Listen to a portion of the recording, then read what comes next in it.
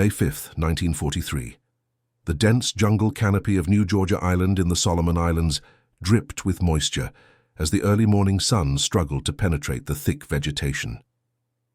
Private First Class Jerome Wilson crouched motionless in the undergrowth, listening intently to the sounds of the forest awakening around him.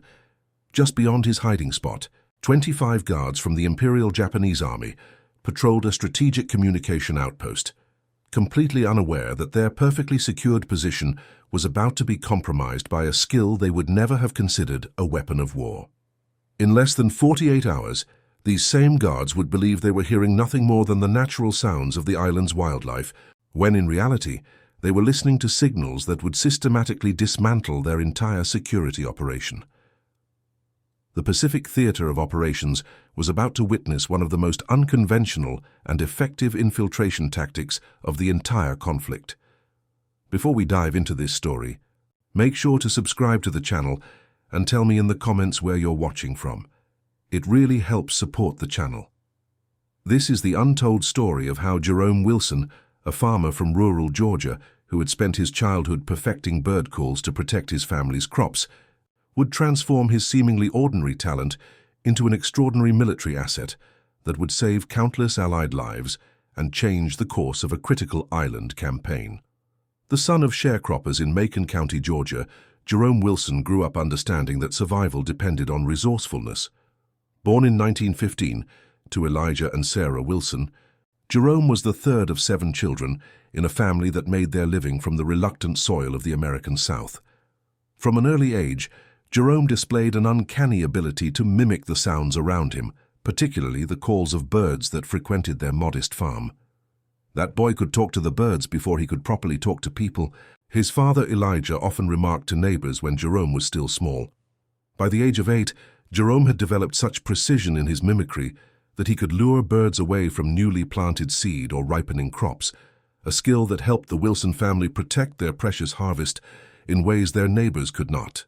Colonel Thomas Harrington of the United States Marine Corps Intelligence Division leaned back in his chair at the forward operating base on Guadalcanal, studying the personnel files spread across his makeshift desk.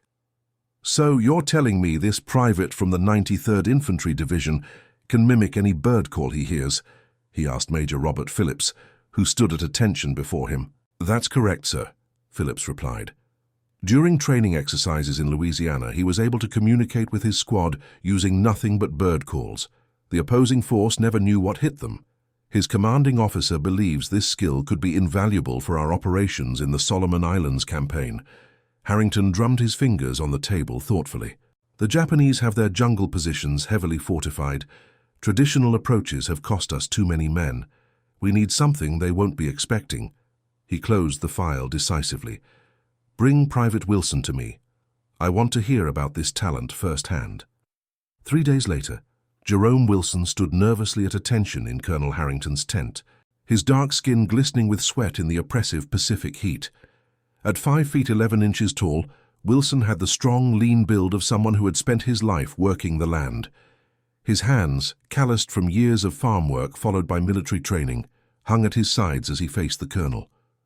"At ease, Private," Harrington said, gesturing to a chair. "I understand you have an unusual skill set that might be of interest to our current operations."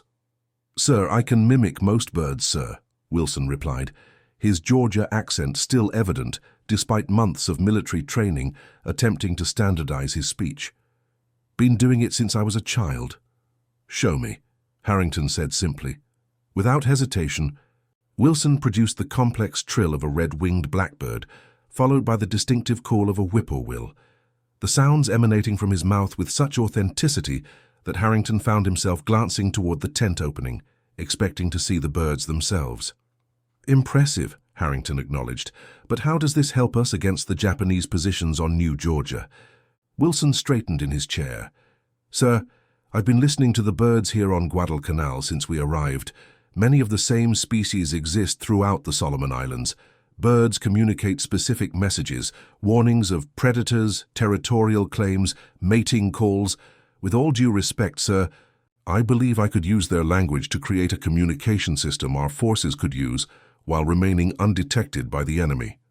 Major Phillips, who had been silently observing, interjected, "The Japanese would hear nothing but jungle sounds, while our men would be receiving actual tactical information." Harrington's eyes narrowed as he considered the possibility. "And you believe you could teach this system to a select group of men in a short time frame?" "Yes, sir," Wilson replied confidently. "I taught my brothers and sisters back home. We used bird calls to communicate across our farm when working the fields. Different calls for different messages. Danger, mealtime, stranger approaching. Military signals wouldn't be much different." That evening, under the light of kerosene lamps, Colonel Harrington convened a strategy meeting with his senior officers. Maps of New Georgia Island were spread across a wooden table, weighted down with ammunition casings to prevent them from curling in the humid air. "Intelligence reports confirm the Japanese have established a communication relay station here," Harrington said, pointing to a position marked on the southwestern portion of the island. "It's a critical link in their network, connecting their forces in the Central Solomons with their main base at Rabaul. Taking it out would significantly disrupt their operations throughout the region." Captain James Westmore, operations officer for the Marine Raider Battalion attached to the base, studied the topographical features of the map. "The terrain makes a conventional approach nearly impossible. They've positioned guard posts along all likely avenues of advance, and the jungle is too thick for a large force to move through quietly." "That's why we're not sending a large force," Harrington replied, a slight smile forming at the corner of his mouth. "We're sending 7 men, including our bird caller." The plan that emerged over the next several hours was audacious in its simplicity.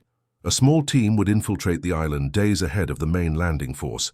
Using Wilson's bird call system, they would systematically neutralize the guards around the communication station, allowing them to sabotage the facility before disappearing back into the jungle.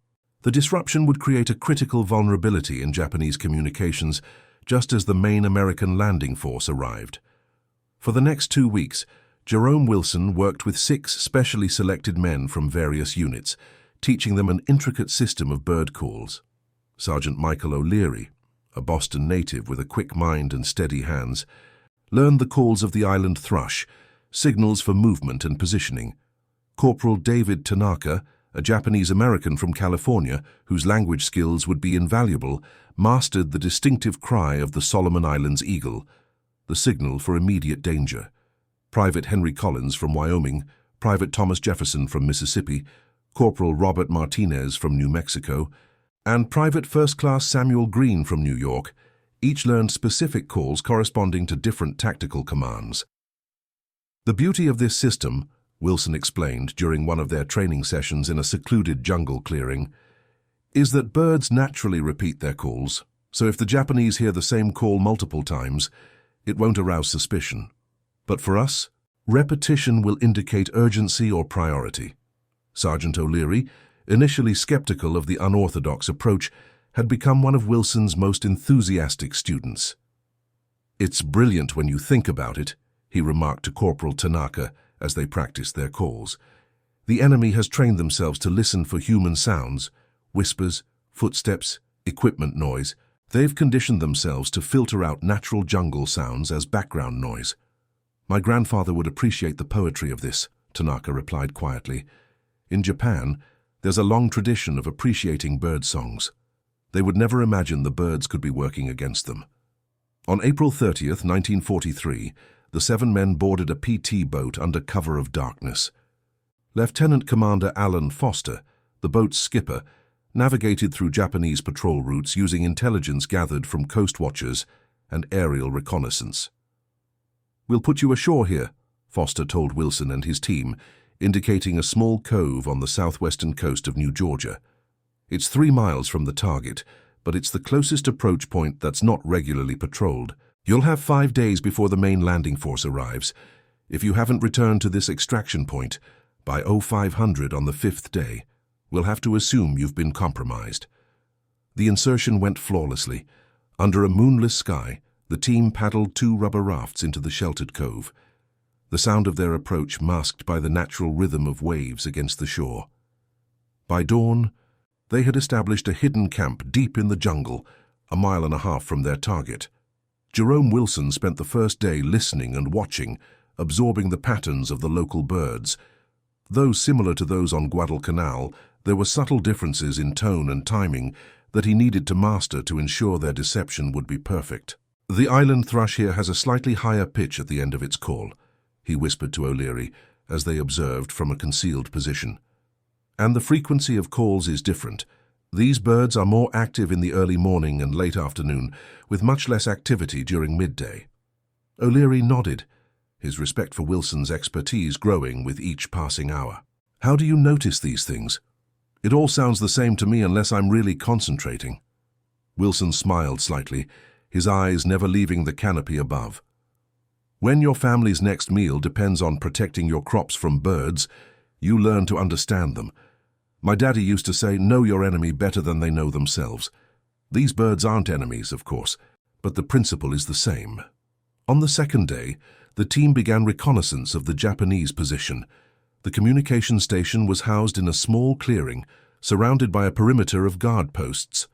Through careful observation, they identified the patterns of the guards. 25 men working in shifts with the most vulnerable time occurring during the pre-dawn shift change. "They're disciplined," Tanaka observed, lowering his binoculars after a long period of watching the guards rotate positions. "They vary their patrol routes slightly each time to avoid establishing patterns, but they're still constrained by the terrain and visibility." Wilson studied the positions carefully, forming a plan. The guard posts are positioned to provide overlapping fields of fire, but they're spaced just far enough apart that a single guard taken by surprise wouldn't necessarily be seen or heard by the others, especially if we time it with the natural sounds of the jungle. That night, the team finalized their approach. Using a rough map sketched in the dirt of their hidden camp, Wilson assigned each team member specific targets and sequences. "We'll need to move in a counterclockwise pattern, starting with the most isolated guards and working inward. Each of us will need to neutralize 3 to 4 guards, using the bird calls to coordinate our movements and timing." Private Collins, the youngest of the group at just 19 years old, looked concerned. "What if one of us is discovered? The whole operation would be compromised." "That's why we have the danger call," Wilson replied, demonstrating the distinctive cry of the Solomon Islands eagle that Tanaka had mastered. "If anyone hears that, regardless of where you are in your sequence, you retreat immediately to the extraction point." The following morning, well before dawn, the team moved into their initial positions. Wilson had selected a small rise that gave him a view of most of the guard positions, allowing him to coordinate the team's movements. The humid air clung to their skin as they waited for the exact moment to begin. At precisely 4:30 in the morning, Wilson gave the first signal. The gentle cooing of a Solomon Islands dove repeated 3 times. To any Japanese guard who heard it, it would sound like nothing more than the jungle awakening with the approach of dawn. But to Wilson's team it meant, begin approach, positions 1 through 4. O'Leary moved first, silently approaching the most isolated guard post where a single Japanese soldier stood watching the jungle, his rifle held loosely in his hands. Using techniques taught by Marine raiders, O'Leary incapacitated the guard without a sound, then signaled his success with the short, sharp call of a kingfisher. One by one, the team methodically worked through their assigned targets. Wilson coordinated each movement with precisely timed bird calls that blended seamlessly with the natural sounds of the awakening jungle. By the time the sun crested the horizon, 8 guards had been neutralized without raising any alarm.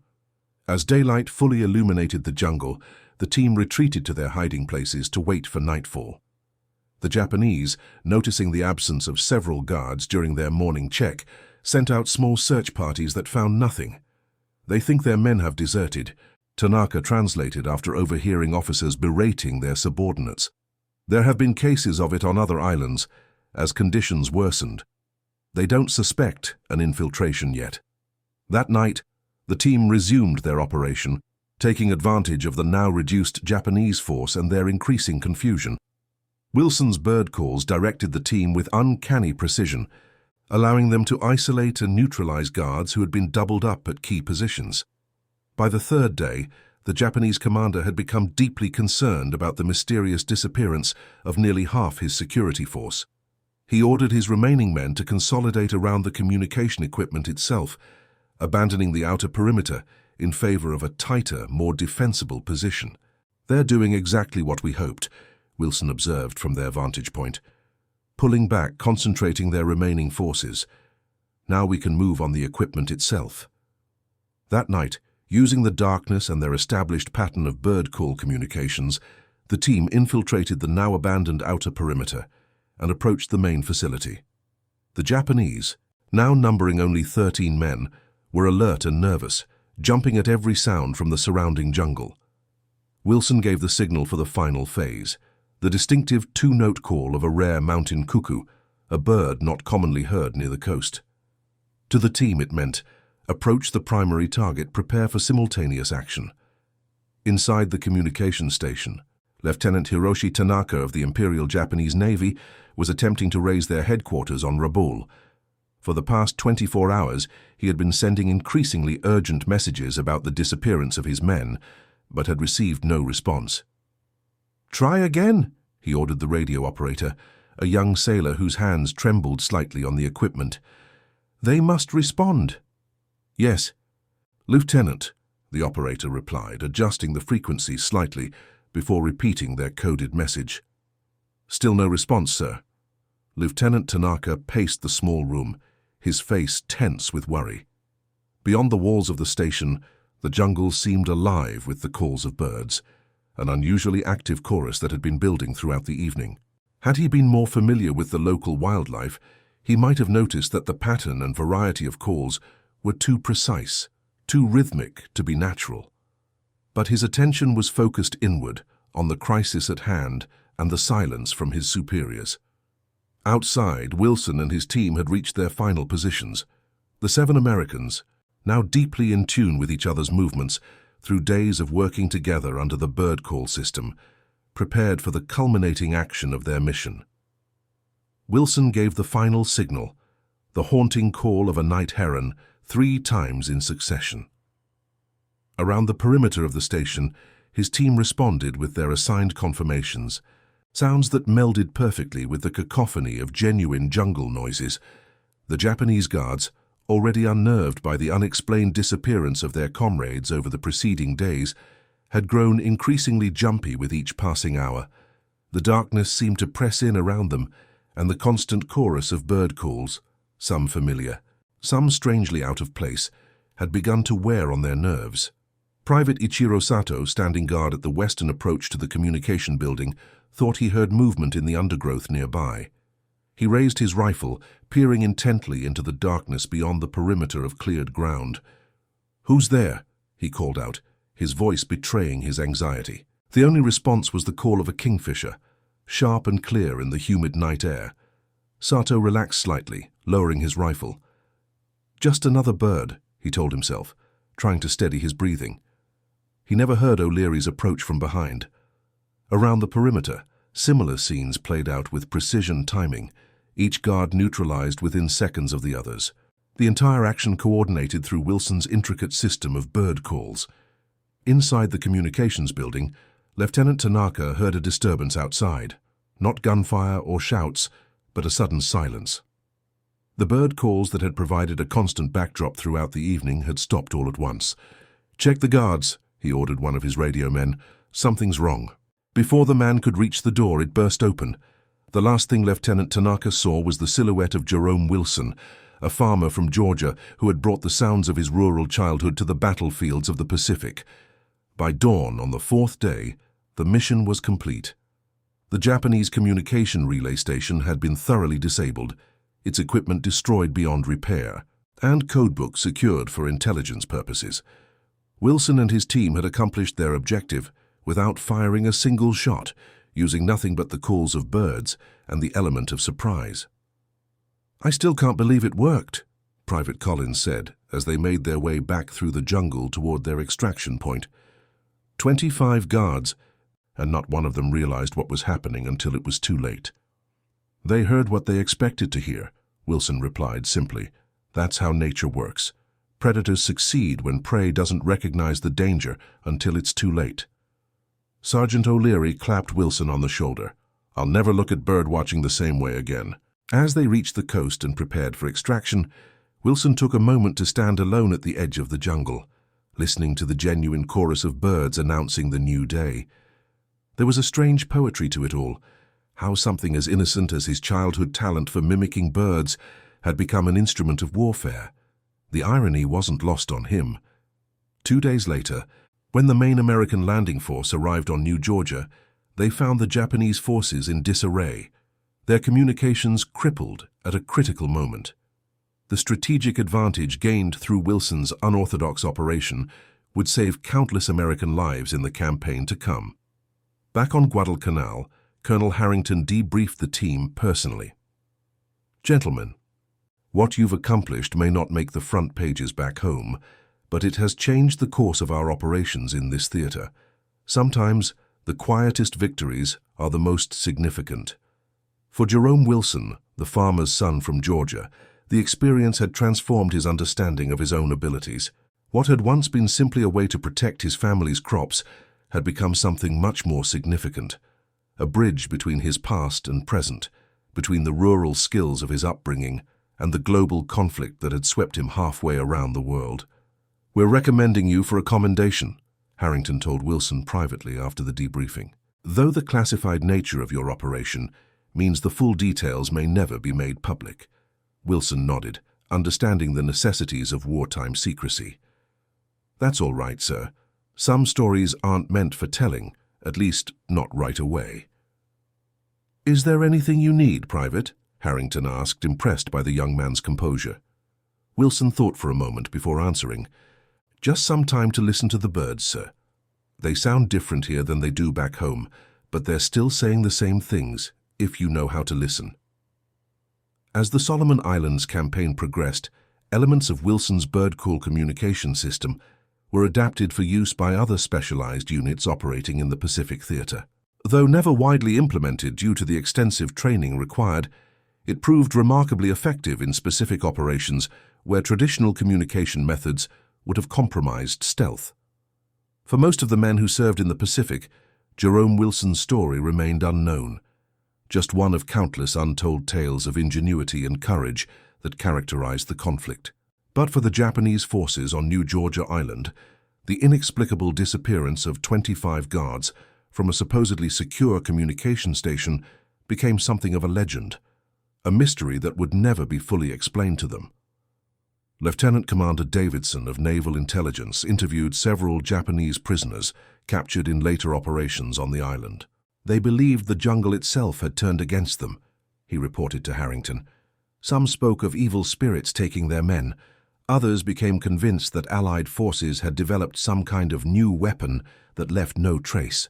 None of them suspected the truth, that a Georgia farmer with an unusual talent had simply used the voices of birds to orchestrate their defeat."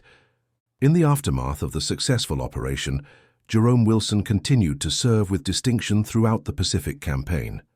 His unique abilities were called upon several more times for specialized operations, though none would be quite as dramatic or complete as the silent elimination of the 25 guards on New Georgia. "Nature provides everything we need," Wilson often told the men he trained in his techniques. "The key is learning to use what's already there, rather than trying to impose something foreign. The birds were already speaking to each other long before we arrived in these jungles. We just needed to learn their language." For the men who served alongside him, Wilson's philosophy represented something larger than just tactical advantage. It spoke to a deeper truth about their situation as outsiders in the alien landscapes of the Pacific Islands, and about the universal languages that transcend human boundaries. June 19th, 1943. 1 month after the successful operation on New Georgia Island, Jerome Wilson sat alone on a wooden crate outside the intelligence tent at the expanded American base on Guadalcanal. Around him, the constant buzz of military activity, trucks moving supplies, aircraft landing and taking off, new troops arriving daily, created a symphony of mechanical noise that almost, but not quite, drowned out the natural world. Despite the chaos, his trained ear could still pick out the calls of island birds continuing their lives undisturbed by the human conflict that had engulfed their habitat. Colonel Harrington approached, clutching a manila folder and wearing an expression that Wilson had come to recognize as a prelude to another mission. The success of the New Georgia operation had transformed Wilson from an infantry private, with an unusual skill into something far more valuable, a specialized asset whose talents were now in high demand as the island-hopping campaign progressed. "I have something that might interest you, Wilson," Harrington said, taking a seat on an adjacent crate. The informality of the gesture was not lost on Wilson, a sign of the unusual respect he had earned from the senior officer. "Another communication station, sir?" Wilson asked, already anticipating the nature of the assignment. Harrington shook his head. "Something bigger. The Japanese have established a forward command post on Kolombangara Island, northwest of New Georgia. Intelligence suggests it's coordinating their naval movements throughout the Central Solomons. Taking it out would significantly disrupt their ability to respond to our next series of landings." Wilson studied the colonel's face. Sounds like a more heavily guarded target than the last one. 30 guards rotating in 3 shifts, Harrington confirmed, but the real challenge is the terrain. The post is situated on elevated ground with less jungle cover than we had on New Georgia. Conventional approaches would be spotted immediately. Wilson nodded thoughtfully. "But they still wouldn't suspect birds." "Exactly," Harrington said, a slight smile crossing his weathered features. "Your previous team spoke highly of your methods. Several have volunteered for this operation as well." 3 days later, Wilson sat with his expanded team, 12 men this time, including 4 veterans from the New Georgia operation, reviewing aerial photographs of the target location. The Japanese command post on Kolombangara was housed in a converted plantation building, its white walls visible through gaps in the surrounding palm trees. "The structure itself provides challenges and opportunities," Wilson explained, pointing to various features in the photographs. "Unlike the jungle setting of our previous operation, we'll be dealing with more open ground and potentially more visible approaches. However, the building also creates acoustic advantages. Sound bounces off hard surfaces in predictable ways." Sergeant O'Leary, who had developed a deep appreciation for Wilson's methodical approach during their previous mission, leaned forward. "You're thinking of using that to our advantage?" Wilson nodded. "Birds naturally use the acoustics of their environment. Their calls reflect off surfaces, making it difficult to pinpoint their exact location. We can use the same principle, placing our calls to draw attention in one direction while approaching from another." The new members of the team exchanged skeptical glances, but the veterans nodded in understanding. They had witnessed firsthand the effectiveness of Wilson's unorthodox tactics. "I've spent the past week studying the local bird life," Wilson continued, unfolding a handwritten chart covered with notations and sketches. "Kolombangara has several species not present on New Georgia, including a coastal thrush with a distinctive alarm call that carries unusually far. We'll incorporate these new calls into our system." For the next week, Wilson trained the team rigorously, adapting his bird call communication system to the specific challenges of the new mission. Each man learned not only to recognize and reproduce the calls, but to understand their tactical application, how certain calls could mask the sound of movement, how others could be used to direct attention away from their actual position. Corporal David Tanaka, whose linguistic skills had proven invaluable during the New Georgia operation, worked closely with Wilson to refine the system. "The Japanese military places great emphasis on pattern recognition in their training," he explained during one session. "Once they believe they've identified the normal patterns of wildlife, they filter them out mentally, focusing only on anomalies. Which is why consistency is crucial," Wilson agreed. "Our calls must match the natural rhythm and frequency of the local birds. A thrush that calls too often or at the wrong time of day would raise suspicion just as surely as a human voice." Lieutenant James Westmore, the officer assigned to lead the expanded team, had initially harbored doubts about the unorthodox approach. A career military man with a conventional tactical background, he had struggled to see how bird calls could form the backbone of a serious military operation. But watching Wilson work, the precision of his planning, the detailed attention to natural patterns, the methodical training regime, had gradually won him over. "I've led men into combat in North Africa and Sicily," Westmore confided to Colonel Harrington the night before the mission was set to begin. "But I've never seen anything quite like what Wilson has put together. It's not just the bird calls themselves, It's his understanding of how to use natural systems for tactical advantage. If it works half as well as the New Georgia operation, we'll have something truly remarkable on our hands. Harrington nodded. Sometimes the most effective innovations come from outside traditional military thinking. Wilson sees the battlefield differently because his background is different. He hears things the rest of us have been trained to ignore. On July 2nd, 1943, the team departed Guadalcanal aboard 2 PT boats under cover of darkness. The journey to Colombangara, longer and more exposed than the previous mission to New Georgia, required careful timing to avoid Japanese patrol vessels that regularly moved through the central Solomon Islands. As the boats sliced through the dark waters, Wilson sat near the bow of the lead vessel, listening to the wind and waves. Lieutenant Westmore approached, steadying himself against the boat's movement. "Nervous?" Westmore asked, noticing Wilson's intense focus on the surrounding darkness. Wilson shook his head. "Just listening, sir. The ocean has its own language, too. Right now it's telling us a storm might be coming. The rhythm of the waves has changed since we left Guadalcanal." Westmore studied the night sky, where clouds were indeed beginning to obscure the stars. "Will that affect the operation?" "It might work in our favor," Wilson replied. "Birds behave differently before storms. More calls, more activity as they prepare to seek shelter. It could provide additional cover for our movements." The insertion onto Colombangara went smoothly, with the team reaching shore shortly before dawn, at a small unguarded cove on the island's eastern side. By midday, they had established a forward position in the hills overlooking the Japanese command post, carefully concealed within the thinner vegetation of the island's interior. From their vantage point, Wilson and Lieutenant Westmore observed the Japanese facility through binoculars. The command post bustled with activity, officers coming and going, communications equipment being moved in and out of the main building, guards patrolling in precise overlapping patterns around the perimeter.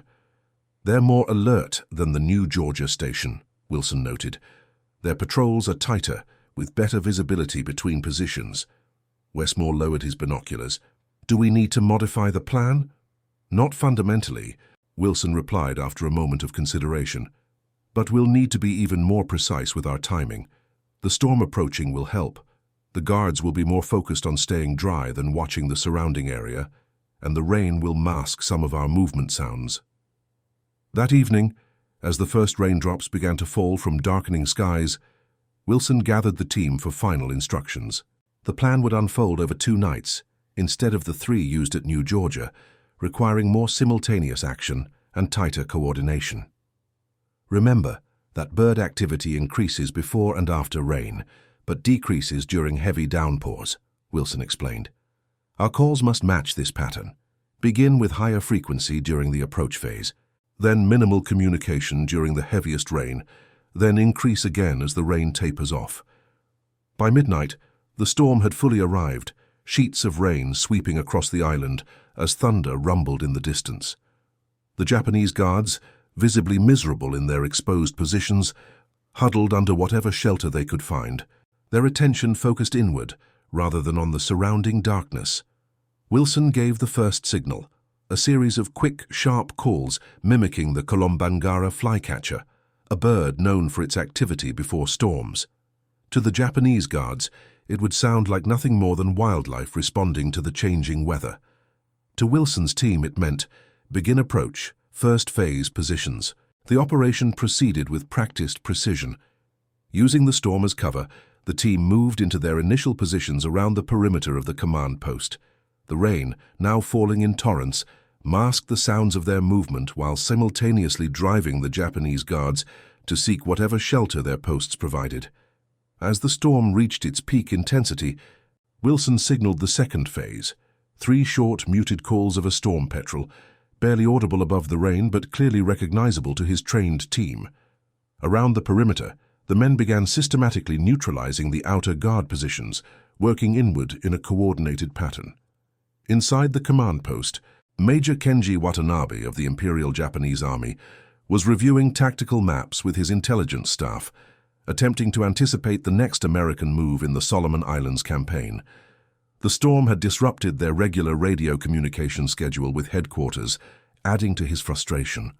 "These American tactics are becoming more predictable," he told his subordinates, pointing to patterns of movement in recent naval engagements. "They lack the discipline and patience for extended island warfare. Their next major landing will likely come here, at Munda Point, on New Georgia." The irony of his statement was lost on him. Even as he spoke with such confidence about American predictability, an entirely unpredictable American operation was systematically dismantling his security perimeter using methods no Japanese military analyst would have anticipated.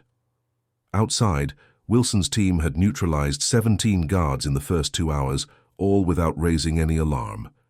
The storm had begun to slacken, transitioning from heavy downpour to steady rain, bringing with it a new phase of bird activity as the local wildlife emerged from shelter. Wilson signaled the adjustment with the dawn call of an island thrush, unnaturally early but perfectly timed to coincide with the changing weather pattern. To his team, it indicated the shift to the third phase of the operation, targeting the guards closest to the main facility. As the rain continued to diminish, the Japanese command post began returning to normal activity. Guards emerged from whatever shelter they had found, resuming their patrol routes and beginning to notice the absence of their comrades at the outer positions. Lieutenant Ito, the security officer responsible for the perimeter guards, approached Major Watanabe with growing concern. "Sir, we have multiple guards not responding to signals. I've dispatched men to check the outer positions, but with this weather..." Major Watanabe frowned, remembering reports from other islands of unexplained guard disappearances. "Double the interior patrols. Send runners to all positions with explicit orders to report back immediately." But the response came too late. Wilson's team, now positioned around the immediate perimeter of the command building itself, executed the final phase of their plan with synchronized precision. As the last of the rain ceased and the natural chorus of post-storm bird activity reached its peak, Wilson gave the culminating signal, the distinctive 3-note call of a rare mountain kingfisher. What followed was a masterpiece of coordinated action. The remaining Japanese guards, already unnerved by the mysterious absence of their comrades and the disorienting effects of the storm, found themselves systematically isolated and neutralized before they could raise any effective alarm. By dawn, the American team had complete control of the facility, having neutralized all 30 guards and secured the command staff. The operation had succeeded even more completely than the New Georgia mission, neutralizing a significantly larger and more alert Japanese force without firing a single shot. As the rising sun broke through the dissipating storm clouds, Lieutenant Westmore found Wilson standing alone outside the captured command building, listening to the genuine morning chorus of island birds. "I've been in this man's army for 15 years, Westmore said, shaking his head in amazement. "Fought in 3 different theaters of this conflict, but I've never seen anything like what you just orchestrated." Wilson's expression remained thoughtful, almost somber. "Back home, my daddy always said nature provides everything we need if we pay attention. He meant it about farming, knowing when to plant, when to harvest. But I guess the principle applies to other things too." "The Japanese never had a chance," Westmore continued. "They were listening for human enemies, not realizing the birds themselves had been recruited against them." Wilson shook his head slightly. "Not against them, exactly. The birds are neutral. They don't take sides in human conflicts. We just borrowed their language for a while." The captured intelligence from the Kolombangara command post proved even more valuable than anticipated. Detailed Japanese naval deployment schedules, upcoming supply convoy routes, and defensive preparations for key islands throughout the Central Solomons fell into American hands, providing strategic advantages that would save countless lives in the campaigns to come. Colonel Harrington personally debriefed the team upon their return to Guadalcanal, his normally stoic demeanor giving way to undisguised admiration as he reviewed their report. "Gentlemen, what you've accomplished goes beyond tactical success. You've demonstrated a fundamentally new approach to warfare, using the natural environment not just as terrain to be navigated, but as an active element in operations." For Jerome Wilson, however, the implications extended beyond military considerations. The success of his bird call communication system had validated something deeper, the value of knowledge and skills developed outside traditional military or educational pathways. His understanding of birds, honed through years of practical necessity on his family's Georgia farm, had proven more valuable in certain circumstances than conventional tactical training. "We're recommending you for a field commission," Harrington told Wilson privately after the debriefing. "Your abilities have proven too valuable to remain at enlisted rank, and we're establishing a specialized unit to develop these techniques further." Wilson accepted the news with characteristic thoughtfulness. "Thank you, sir. But if this approach is going to help end this conflict sooner, I'd like to request something specific for this new unit." "Name it," Harrington replied. "I want to recruit more men like me, farmers, hunters, outdoorsmen from rural backgrounds who already know how to listen to and work with nature. Men who might be overlooked for specialized roles because they lack formal education, but possess practical knowledge that can't be taught in training camps." Harrington considered the request. "That's an unusual recruiting strategy, but given what you've demonstrated, I'm inclined to support it. Do you have specific regions in mind?" "The rural South, Appalachia, the tribal lands out west," Wilson replied without hesitation. "Places where people still live close to the land and learn its languages from childhood." By September 1943, Wilson's unorthodox recruiting request had yielded unexpected dividends. The newly formed Natural Systems Tactical Unit brought together an unusual collection of specialists, Choctaw hunters from Oklahoma who could move through forests in perfect silence, Appalachian trappers who understood animal behavior patterns with uncanny precision, African-American farmers from the Deep South, whose environmental awareness had been honed through generations of working the land, and Alaskan natives whose survival had always depended on reading subtle signs in nature. Traditional military hierarchy initially struggled to accommodate this unconventional unit. Many of the recruits lacked formal education. Some spoke with regional accents so thick that officers from other backgrounds had difficulty understanding them. Yet when deployed in the field, their effectiveness was undeniable. "They see and hear things the rest of us miss entirely," Lieutenant Colonel Marshall reported after observing the unit's training exercises. "Wilson has created something that can't be replicated through conventional military instruction, a force that operates in harmony with the environment rather than imposing itself upon it." Throughout the remaining Solomon Islands campaign and into the broader Pacific Theater, Wilson's Natural Systems Tactical Unit conducted over 20 specialized operations, from intelligence gathering to sabotage to prisoner extraction. Their methods evolved beyond bird calls to incorporate a comprehensive approach to using natural systems for military advantage. Weather patterns, animal behavior, botanical knowledge, even the predictable responses of human beings to environmental stimuli. For the Japanese forces facing this invisible enemy, the psychological impact was perhaps as significant as the tactical disadvantages.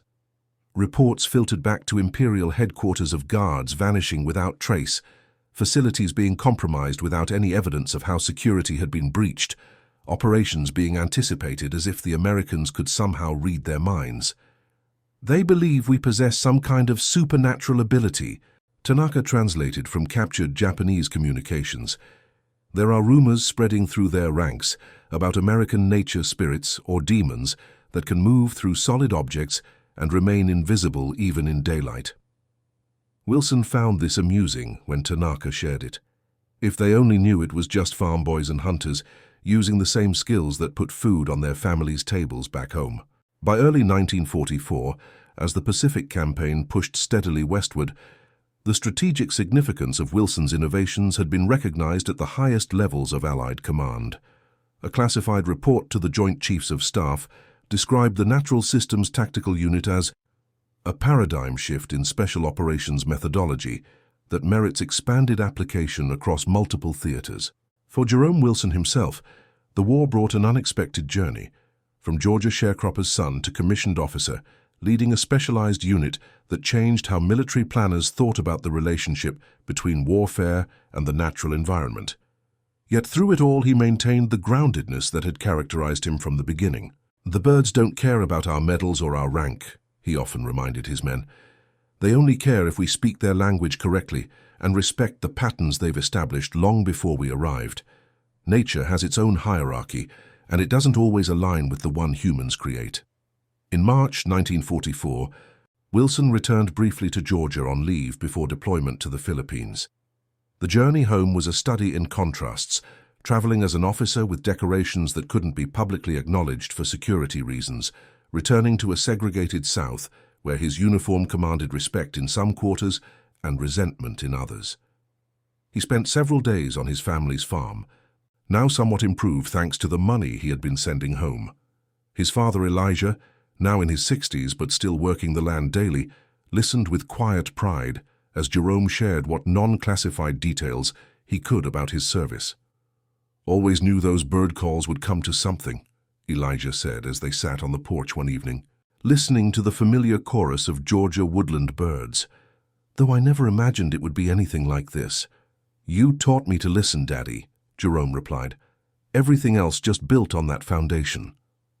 Elijah nodded slowly. "World doesn't always value the kind of knowledge we carry. Book learning gets the recognition, while knowing how to read the land and its creatures gets overlooked. Seems like you found a way to make them recognize its worth." Jerome considered this. "The war has a way of stripping things down to what works and what doesn't, regardless of where the knowledge comes from. Out there in the islands, it doesn't matter where you learned something or who taught it to you, only whether it keeps you alive and helps complete the mission." "You think that understanding will last after the fighting stops?" his father asked, wisdom acquired through decades of disappointment evident in his voice. Jerome didn't have an answer. When the war finally ended in 1945, the classified nature of Wilson's operations meant that his contributions remained largely unrecognized in public accounts of the conflict. The Natural Systems Tactical Unit was quietly disbanded, its innovations documented in restricted military archives rather than celebrated in victory parades or newspaper headlines. For many of the men who had served under Wilson, including those from backgrounds traditionally marginalized in American society, the unit had represented something significant, a space where their indigenous, rural, or culturally specific knowledge was not just accepted, but valued at the highest levels.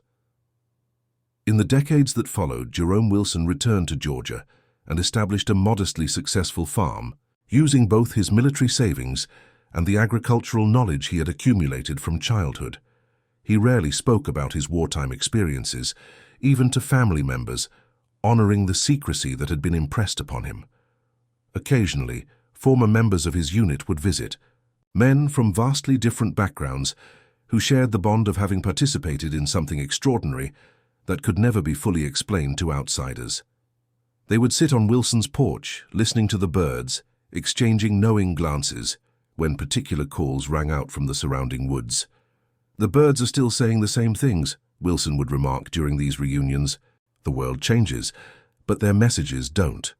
It wasn't until 1978, more than 3 decades after the operations on New Georgia and Kolombangara, that the first academic study of natural systems in military applications referenced Wilson's work, though without mentioning him by name. By then, special forces units around the world had incorporated elements of his methodologies into their training, usually without knowledge of their origin.